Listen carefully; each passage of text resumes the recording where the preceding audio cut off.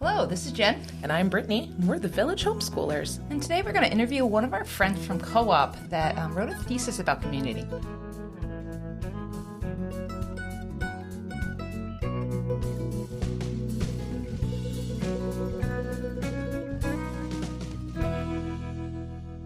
All right, welcome to the Village. We're here with a friend of ours. We are so excited to have her here. Mm-hmm. It was like 2 weeks ago. I was talking to her because she's my friend. And she was like, hey, something you said in your podcast reminded me of my thesis. And I was like, I'm sorry, what? You wrote a thesis? And we don't know about it? So this just goes to show you, there's people in your homeschool community that have lots of hidden talents and knowledge. So welcome, Elizabeth, to the podcast. Thank you. Yeah. So tell us about yourself. Who are you? Yes. Hi, I'm Elizabeth. I'm so happy to be here. I am a member of their homeschool co-op. Yeah.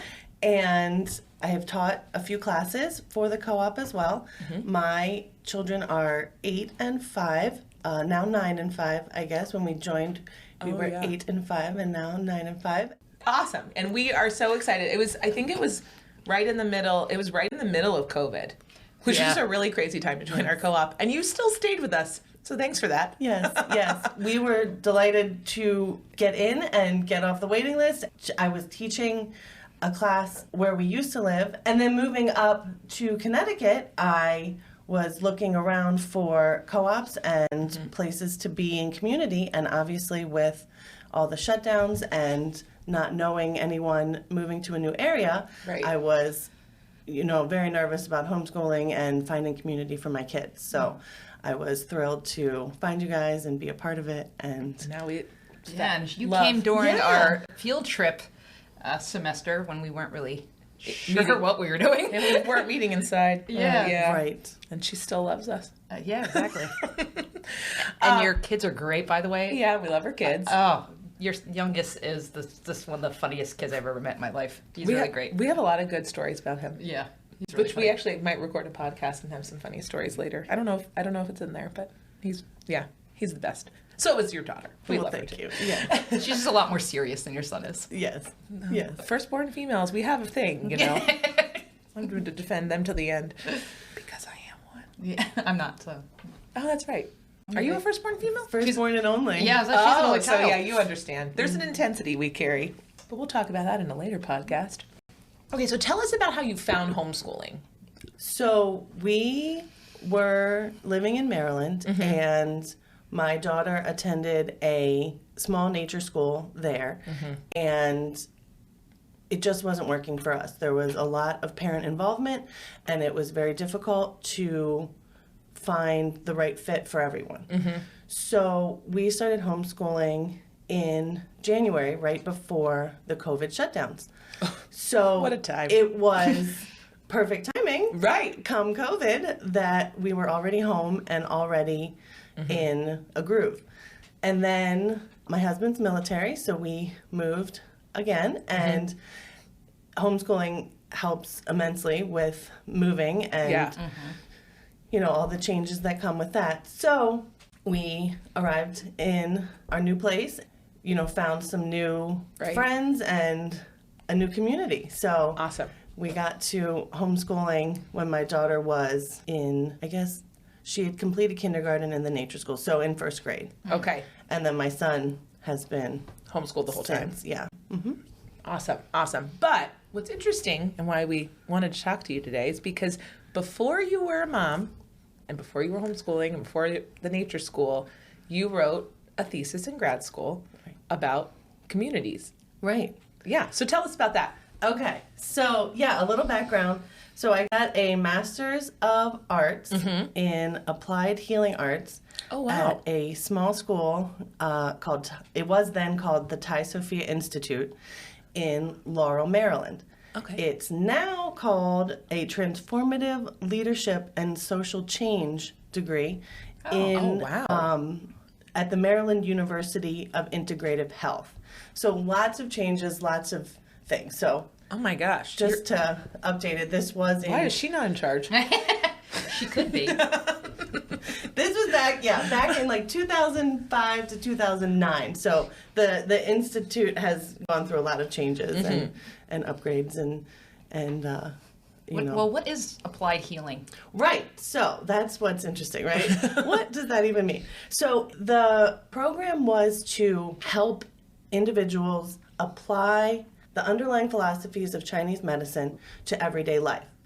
So we had engineers and teachers and healthcare workers and all different professions come to this program and learn how to apply wellness and healing to their respective fields. Wow.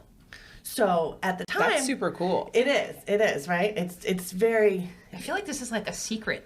You know, I like I know. talk to you all the time, and I've never known this. And we've talked about your My degree jaw before, is and I'm like- like, I don't remember this. I know, my jaw's on the floor right now, and I'm like, I kind of want to go to this institute. Yeah. Yeah. It does seem like a lifetime ago. It really is a lifetime ago. Right. And yes, I know it doesn't come up in everyday conversation You're like, often. yeah, I'm an integrative healer expert. Yeah, yeah. Oh man, that's awesome. I teach engineers wellness. Yeah, it's like interesting.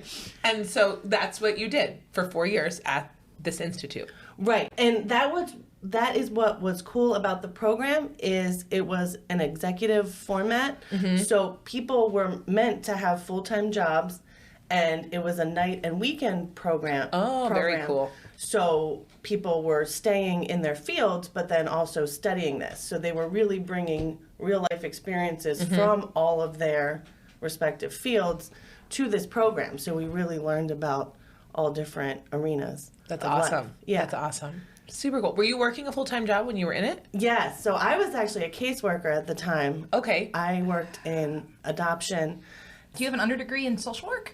in psychology. Okay. Oh, psychology. Yeah. Okay. Okay. So I thought I think I remember that, but I don't. Oh, I didn't remember. know that. I'm just learning all these cool things today. You're like a stranger to us, Elizabeth. I know, I showed his mom and then who even knew. But this is the point, right? That we've said this so many times. People have so many gifts and natural inclinations. And look, we see you so much, multiple times a week, and we're just learning this about you. That's super awesome. Okay, so you were a caseworker doing this as well. Awesome. Right. Okay, so tell us, while getting this degree, your master's, you wrote a thesis about what specifically? Right. So in the program, the goal is to complete a capstone project. And we were challenged to find the intersection of your own deep gladness with the world's deep hunger. Oh, very Chinese It's medicine. very deep, right? Yeah, Yes. that's super. I'm a little intimidated. Right. Wow. So all these different fields, people Right. have, it's all over the place, you Right. know. But it was really neat to see what shows up as missing in the world or in your arena. Right. And how can you help? Fulfill that. So community is your intersection. Is that what you're saying? Yeah, that's what it came into, right? Okay, awesome. So you decided to do what with that challenge? Right. So, because I was a caseworker, I had seen a lot of unnecessary suffering.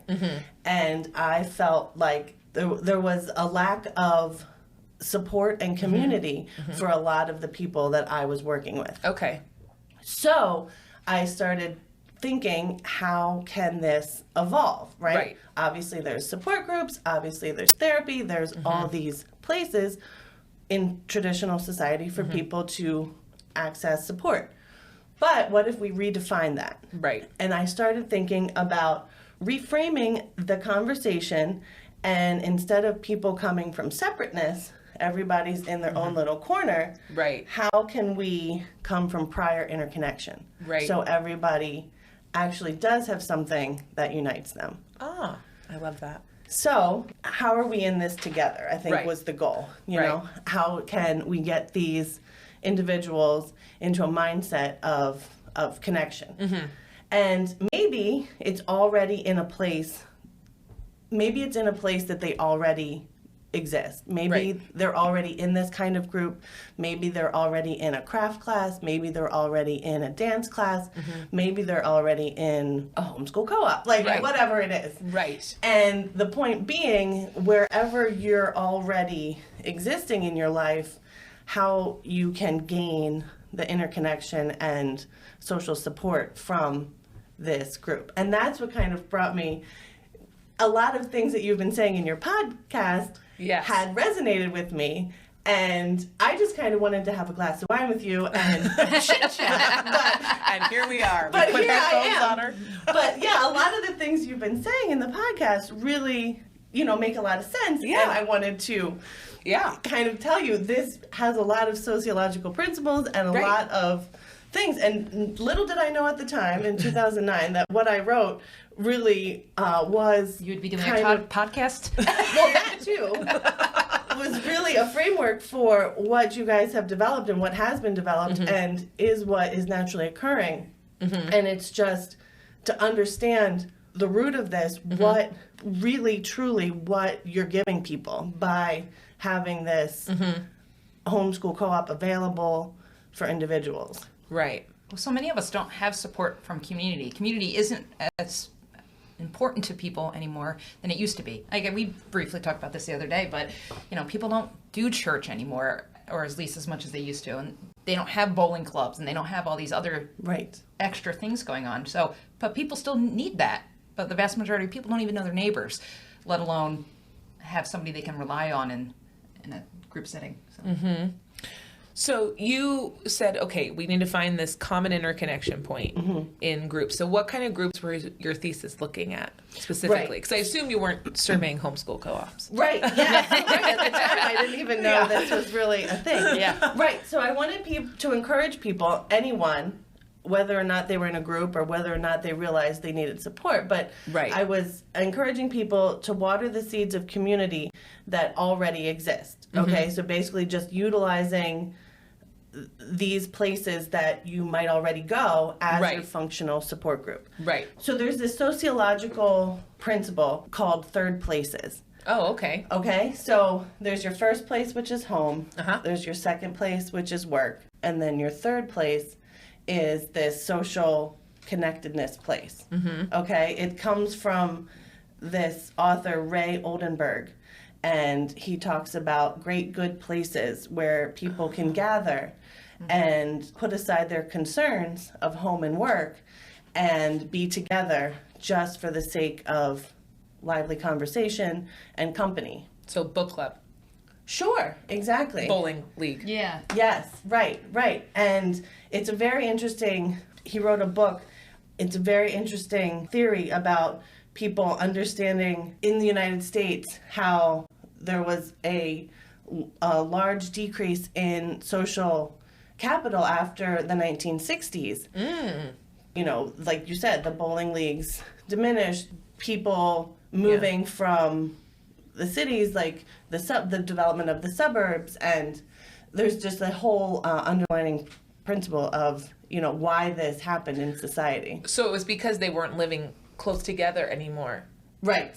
It's kind of like the pub culture, I guess, you see over in Europe. Exactly. Like we're home, we're work, but then we go to the pub for dinner and a drink and socializing. Right. And then that is gone because you've got to commute now, essentially. Yeah. Because you're living Yeah. in your HOA out in 45 minutes from the city where you work. Right. Okay. Right, Okay. exactly. Yeah, it wasn't just these community centers anymore, this community hub. And I wanted to encourage people to think of the healing that can occur when people feel supported in these already familiar, comfortable places. Right. Yeah, because even though they've diminished, people still need them. Right. Right. And they Right. still exist. Yeah, they still exist, but you kind of have to go out of your way to find them now. Yeah. Right. Yeah, so Robert Putnam actually is the author that wrote a book called Bowling Alone. And it is specifically about the decrease in, there's more whenever he wrote the book, it was, his statement was, more people are bowling than ever, but they're not in leagues. And it's not a group activity anymore. People are going maybe with their family or, whether they go with a few people, but it's not in the same kind of Me and my 6 buddies. Right, Yeah. right. And having this third place, this just let it go kind of place. And this social connectedness can actually encourage the immune system to function more strongly. Social connectedness is one of the most powerful determinations of our well-being. Interesting. Yes, so Man, COVID really... exactly. So the last 2 years, we're all in a bad place There here. would be fascinating studies now, I'm sure, about, I mean, we've already heard so much about the mental health of so many people, and I don't Right. think we fully understand why yet, but that's Right. exactly the point. Right. It's been so taken away from our society and so out of Right. the ordinary. Oh yeah, especially with young adults. I think the suicide rates outpace the COVID deaths. You know, For the young- yeah. for Because young, of that immune system factor. Yeah, young Right. adults, when that's a really important time for socializing and romance and those kind of things. Oh, so Chinese medicine, I guess, kind of always has acknowledged this socialization immune system connection. Sure. Okay, that makes sense. Right. So you were just kind of hoping to postulate and prove that if you could encourage people in today's society to find support groups that already, a support group in a non-traditional support group. So your ballroom dancing class. And if they could turn that into their support group of sorts, their immune system and their well-being would improve. Right. Right. Yeah. I developed a guidebook Okay. for these third places, Okay. so to speak, where people would already be in their lives, and to redefine, for the group to redefine themselves and understand themselves as a support group. I Okay. don't think these places are setting out to be that for Right. people, but to understand that that's what they serve and that's Right. what they could be for some people. Right, right. And the guidebook is to help the group build trust among the members and strengthen the support that individuals receive from these groups. It's fascinating how this happens. So groups are already in existence, right? And people may be finding support from these groups. And it happens because people are part of something that is larger than themselves. Right. And as being part of this group, they're serving the community. So in our example for Homeschool Co-op, we don't think about it, but you know, you've created this place for people to gather, and you know, in being together, you're serving the community. You're holding this space. We help our own children, and we help each other's children, Absolutely. collectively. Yeah. Right. And that's kind of the beauty of it too, is that you can utilize it as much as you need. When we have all these extra mothers' nights out or parents' nights out or whatever, book club for the parents. You know, if you want to come, you are welcome to. If you don't need that, you can stay home, right? So you can utilize the group as much as you need to, right? Right. So your immune system needs. Yeah. My immune. Well, it's interesting. So she tattled on you. She said, "What did you said to your daughter yesterday? You can be alone when you sleep." Yeah, I thought that was really funny. You said the other day that your daughter didn't want to go out, and you said, "Oh yeah, well you can be alone when you go to bed," or something along those lines. So you're somebody who needs a lot of socialization. Yes, I thrive on group dynamics and being with other people. Don't they say something? There's 2 types of people. You know, people that have to get their revival from being alone, and people that get their revival from being together. And I definitely juice myself up and get, you know, back in my right way of life by being together in community with other people or in activity with others. So. Oh, that's awesome. Yeah. And your daughter's like, "Thanks, Mom." I just want She may be the opposite of me, but poor thing has been. She's coming. I'll make you an extrovert if I have to. That's so interesting. But how have you applied this in your own life as a parent? Right. So actually, thank you to the podcast and thank you to all of this and you inviting me on. I dug this off of the bookshelf and brushed it off and kind of realized how much this fits with my current life. And I didn't fully realize that even now that, I had written about this 10 years ago. So, yeah, you know, I think it's just seeing all the possibilities, right? So having an active outlet for myself in the community, serving others, but by serving others, I'm supporting myself. Right. And just understanding why I love co-op so much. Like, obviously, I love it. It's a great idea. We have a lot of fun. There's kids, but understanding why I love it really clicked, and I realized, oh my goodness, this makes so much sense. Why it's so integral in my because it's your third place. Exactly. So it's just as much for you as it is for your children. Right. Yep. Right. And we have a podcast about that. Why adults need. Right. Co-ops. And I think that was the one that I was listening to, and I was like, wait, we gotta chat. Yeah, it's so funny. Oh, isn't it? Yeah, I notice that too sometimes. Do you notice that about yourself, Jen? What? That you need a co-op? Because I probably wouldn't ever leave the house if I didn't. Because I'm not a person that thrives off being around people. You get juiced up when you're alone. Yeah. But so what did you find that says though about people who are introverts, the Jens of the world? What do they? Where's my third place? Yeah. So they still need the third place though, right? They still need that. Well, I think yes. I mean, there's way more experts on third places than myself. I just used. But you're our favorite. Those books. The only one we know. Books as a jumping point because I found it so fascinating and so interesting that this is a part of sociology, and this is like a very important place in our culture that I don't think people realize and has become less and less prevalent, in modern society. Got it. So I think for the introverts, the point is, in contrast to traditional support groups or traditional therapy or traditional to like only focus on yourself, right? This focus is outward. So to take the focus to the other. I'm pointing at Jen right now because this is exactly why she does it. Right. You need to help people.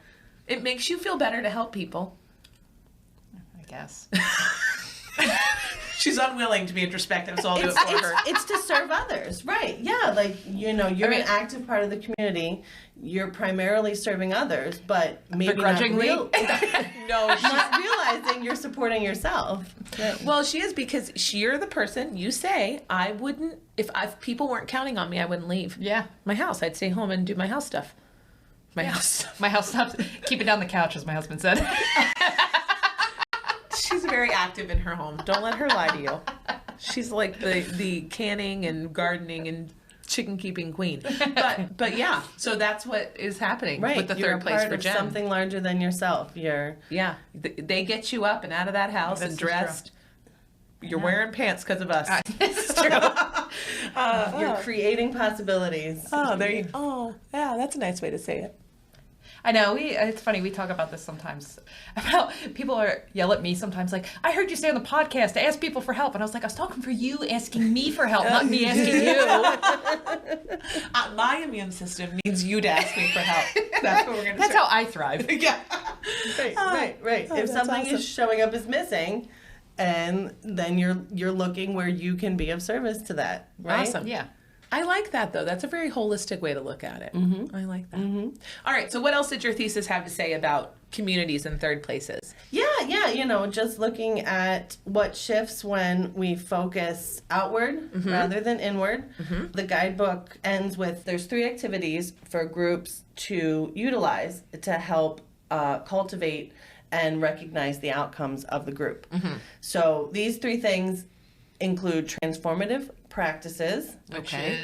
Yeah, so give us an example of what's a transformative practice. Yeah, so transformative practices are ways for the group members to be with each other and to give the group members tools to use when challenges arise. So, if not every interaction that a group always has is positive, right? So we need effective coping skills to put in place for these moments of uneasiness. I don't know what co-op you're a part of, but we're always loving each other. Yeah, no. We're amazing. No, isn't that true though? Like, people are humans. They do things that aren't sassy.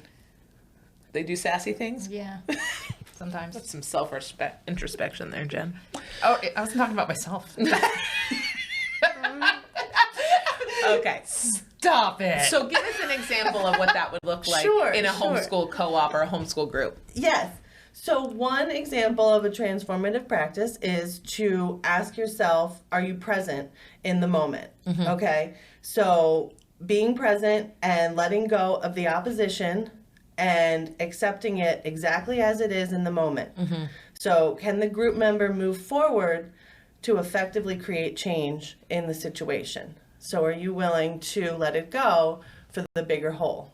Oh, Okay, so this is interesting. So I'm going to wax on here for a minute, and Jen, you know where I'm going with yeah, this. I do. So it's super funny. I was actually not talking to Jen about this initially. I was talking to somebody else in our co-op, and I said, I think we have gotten to a place after an interaction I had with a few people where we've made running a co-op community, a homeschool community, look easy, and people don't realize what we do. Yeah. And that's kind of the goal. Like, you don't need to know what I do. I don't even really need pats on the back, but then somebody will come and say something to one of us, and the three leaders of the co-op, it does hurt our feelings. And we take it really personally. And it's like, well, they don't really appreciate us. Yeah. And really, all they were saying was, Where's our shout outs? so Jen needs pats on the back. Is what we've learned here. But yeah, no. But If I'm going to put on pants, I want to be appreciated. can't take her anywhere.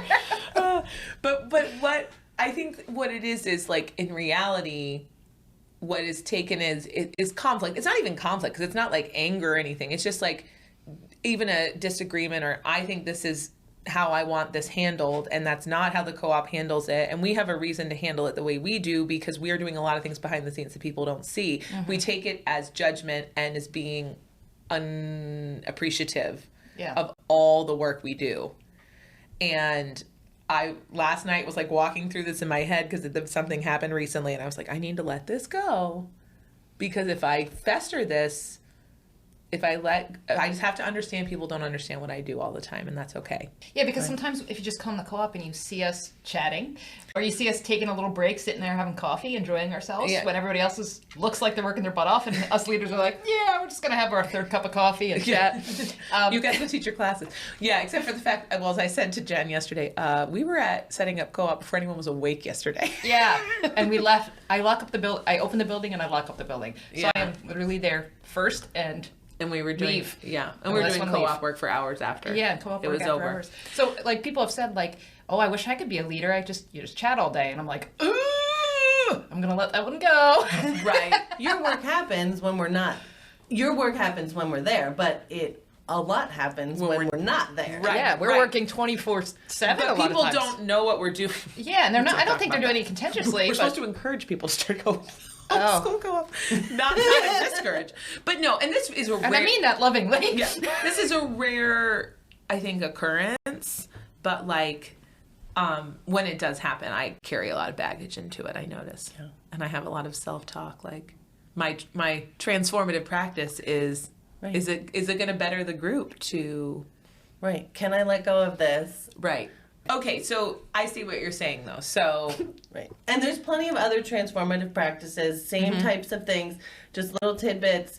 One's called Beginner's Mind, where you approach something as a beginner and just allowing the group to move forward with more ease, rather than dwelling in self-criticism, and just appreciating, I'm new at this, I'm a beginner, and going from there, learning. I love that because you don't carry baggage in if you're a beginner. Right. The value of an apology too, right? What? The value of an apology.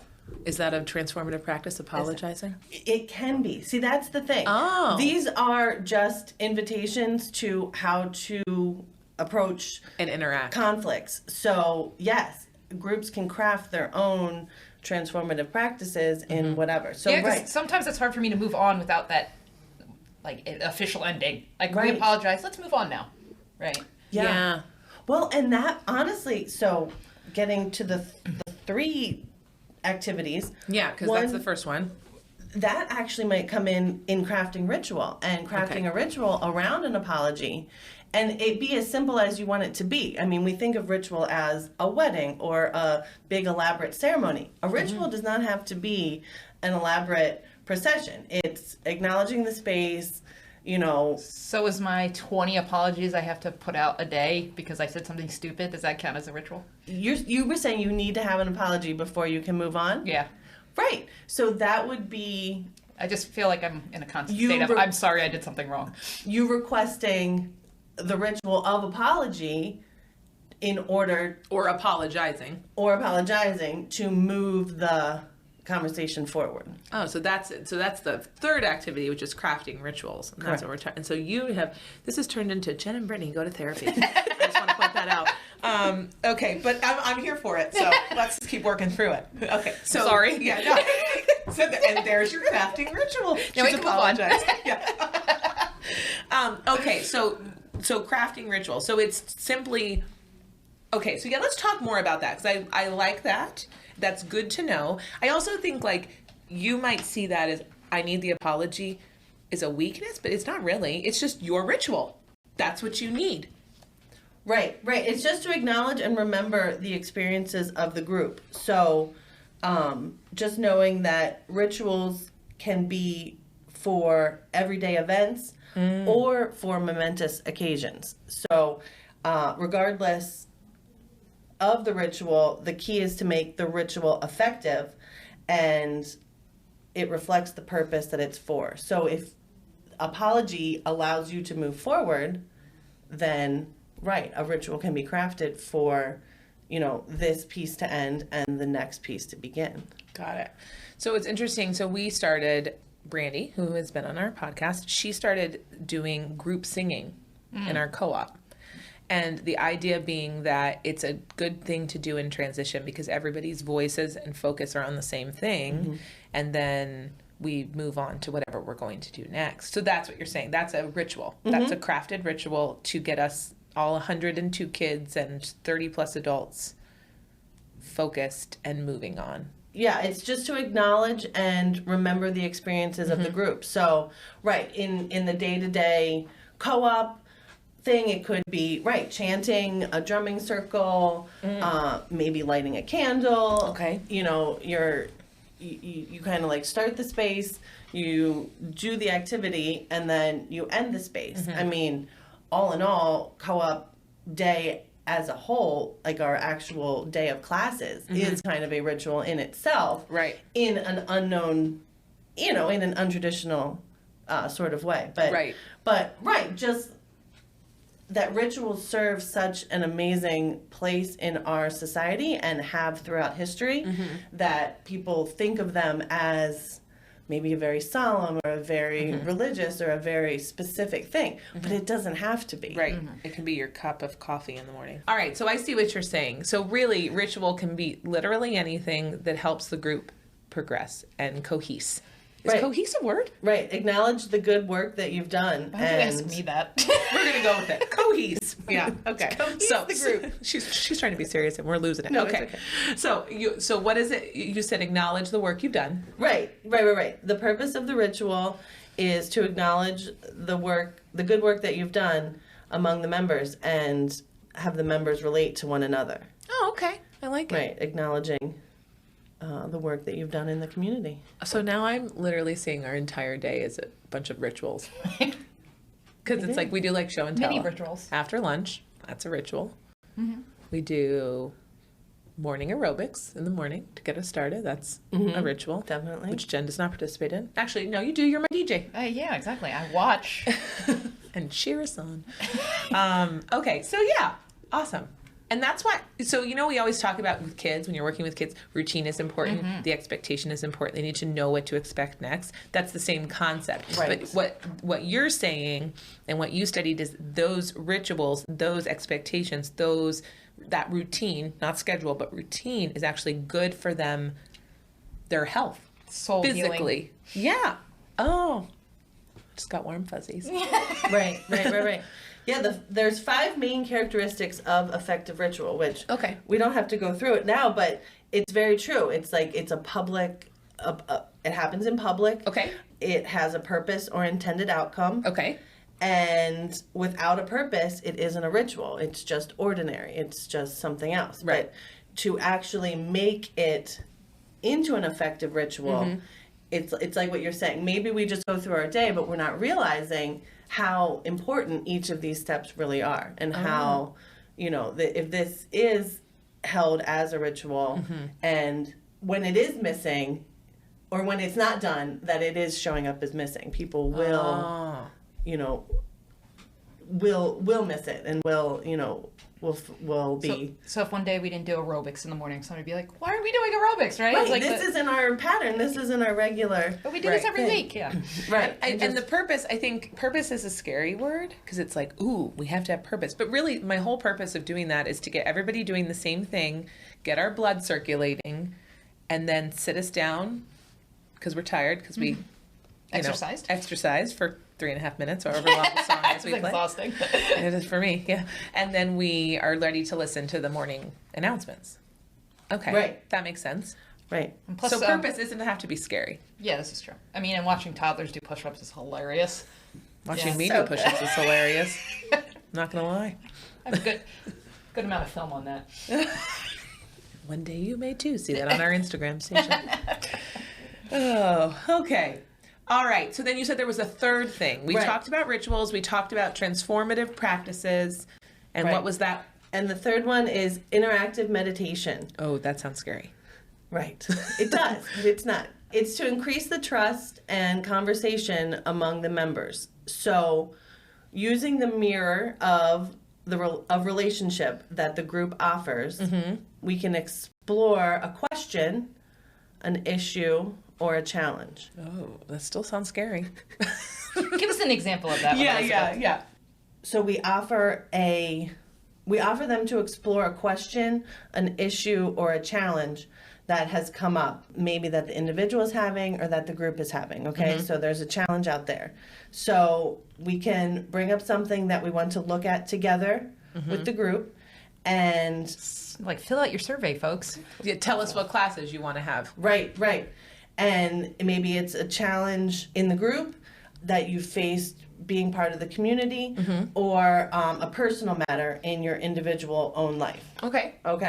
And there is no leader and no authority in an interactive meditation. The power is in exploring an issue or question together. So people make statements. We avoid speeches. The longer you speak, the less likely the others are listening fully. So That's true. I feel like that's pointed at me. I just looked at you. It didn't mean anything. With big wide eyes. yeah, it's just to help the group have a space, know, that where you're not feeling lectured. Right, and they feel that that they can be heard. You can observe your own reactions to other people's statements. It's a very dynamic process, but it's just to help groups kind of, flesh out the real things that happen. I mean, it's great and it's good and it's wonderful to talk about, homeschool club is so fun, but there's real stuff that happens. Right. And, when issues arise, how to best bring this overarching thought of healing and community into these individual moments when real life happens. So this is like the great lunch debate of 2018. So this preceded you in the co-op, but when Jen suggested, and we tried cutting lunch, and it was a not great 3 months, and then we decided we were going to bring it back, but not everyone wanted to bring it back. There were still team no lunch people, and that was it was a lot of discussion. Like, there were surveys sent out, there were there was tons of it was like a debate. Like, we could have rivaled American politics. No, I mean, but it was like a lot of yeah, you're right, that is a problem. Yeah, you're right, that doesn't work. Yeah, but I still want to eat. I mean, we ended up making a decision because we had to, because it involved children and nutrition. But and really, I'm not that passionate about lunch. So it's kind of like, I don't care, whatever. Yeah. No, but you never have time to eat anyway. So. I know, that's true. Yeah. So, but yeah, so that's what you're saying. That's what we're talking about with the meditation aspect of this, is really just like we're all having a conversation. Right. Yeah. And everyone's being heard. Transformative meditation is just a fancy word for it, but this Guidebook lays out some examples and some experiences and some ideas on how to approach these situations. Got it. Right. And just giving these issues that stillness in space and the language to, address it. Versus sweeping it under the rug. Yeah. That's just easier, but never works. That's what we were talking about earlier with our, with conflict resolution. Maybe, right. And another piece of it is, too, maybe an individual having nothing to do with Homeschool Co-op has their personal thing going on, but because this is the space in the community that they're already comfortable in, these are the people that they're going to bring this to. Not during class day, but these are my people, and these are the people that I'm going to go through this life event with, or this life change with. And that's what this is saying, not like in the actual day-to-day, okay, class 1, class 2, lunch, recess, play, this.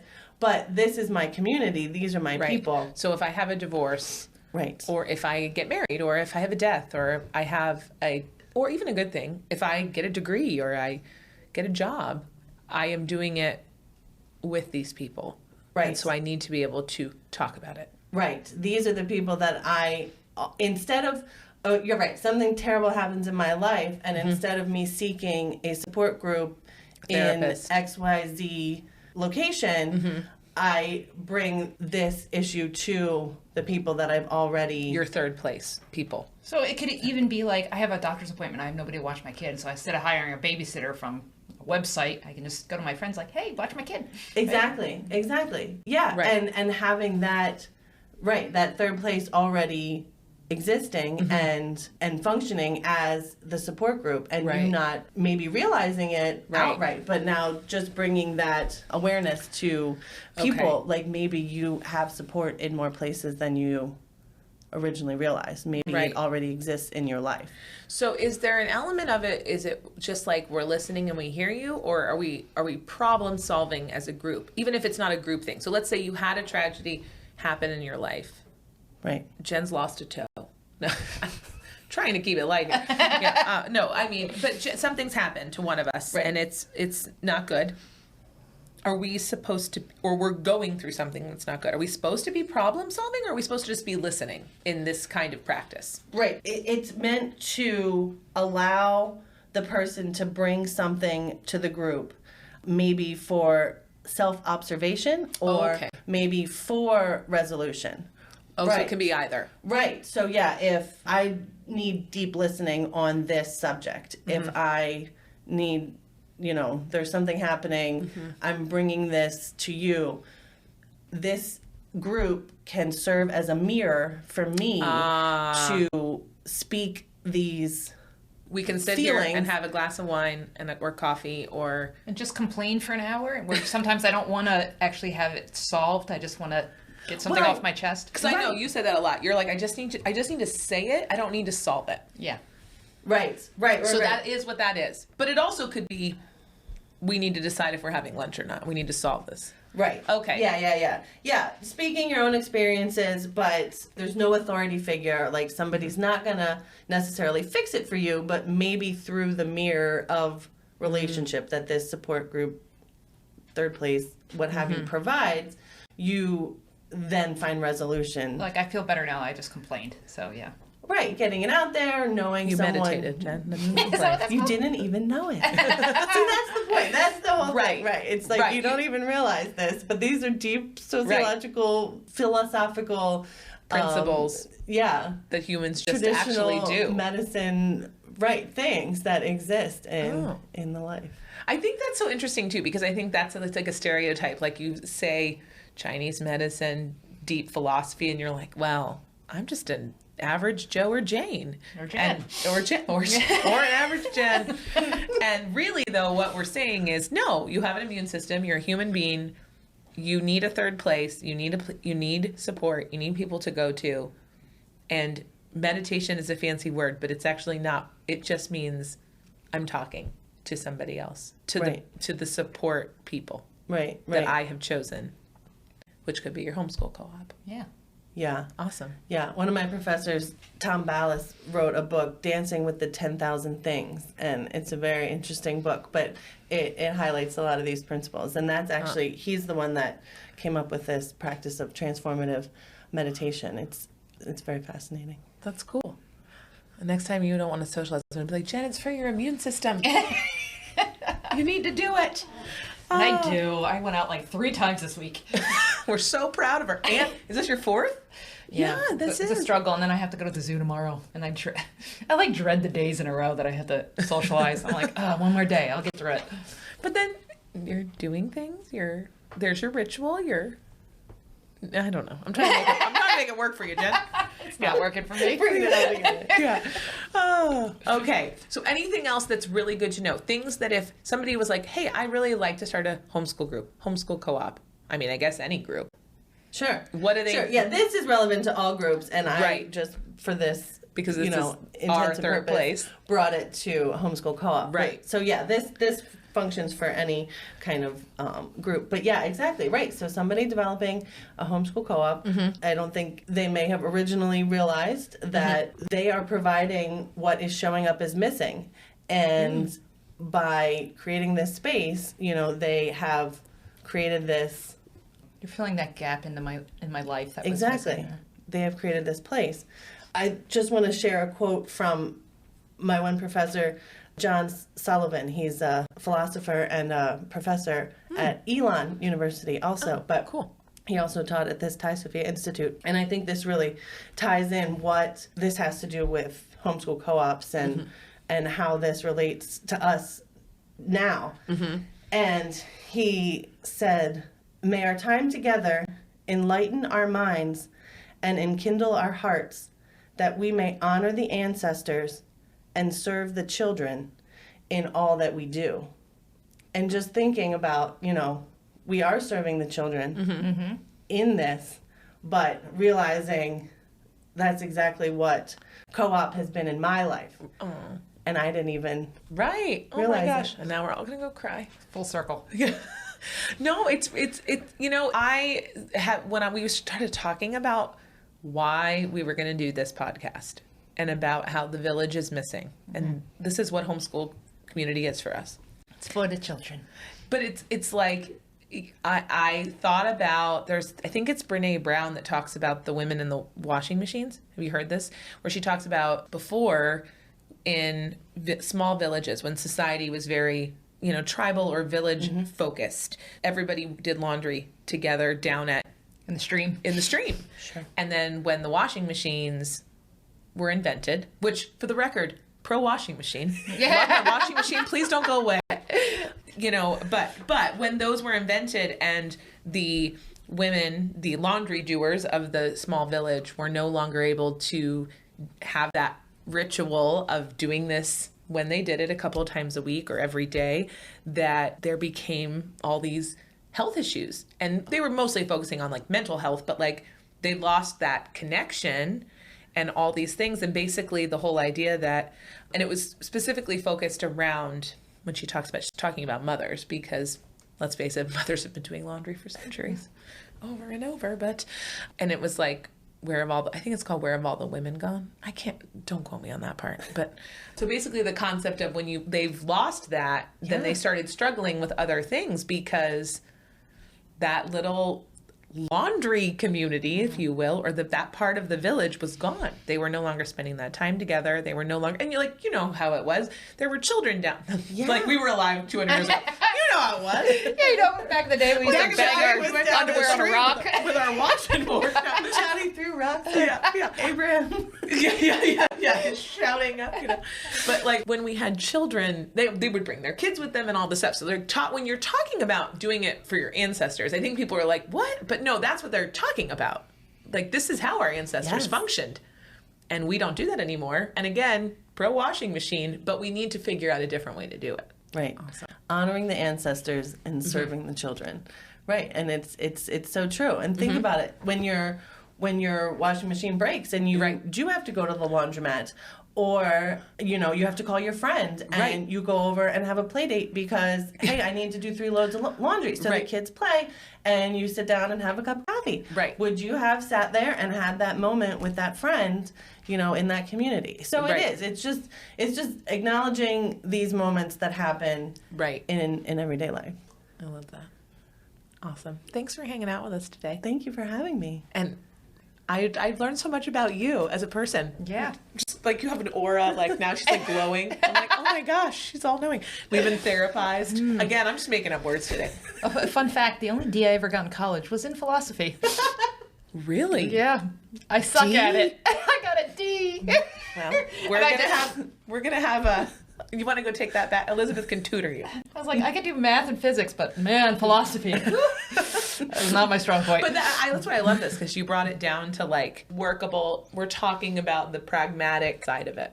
It's really awesome. Right. That's the goal. Yeah. Yeah. And like I said, when I wrote this at the time, how did I even know that this is where it would bring me? But no, it is true. It's meant to be a functional day to day, and there's lots of books on the subject, and I can tag some things in your on your Instagram and in your Facebook, some of the authors that I've read that explore these subjects and stuff. It's very fascinating stuff if anybody's interested in that. Yeah, awesome. Thanks so much. Thanks for having me.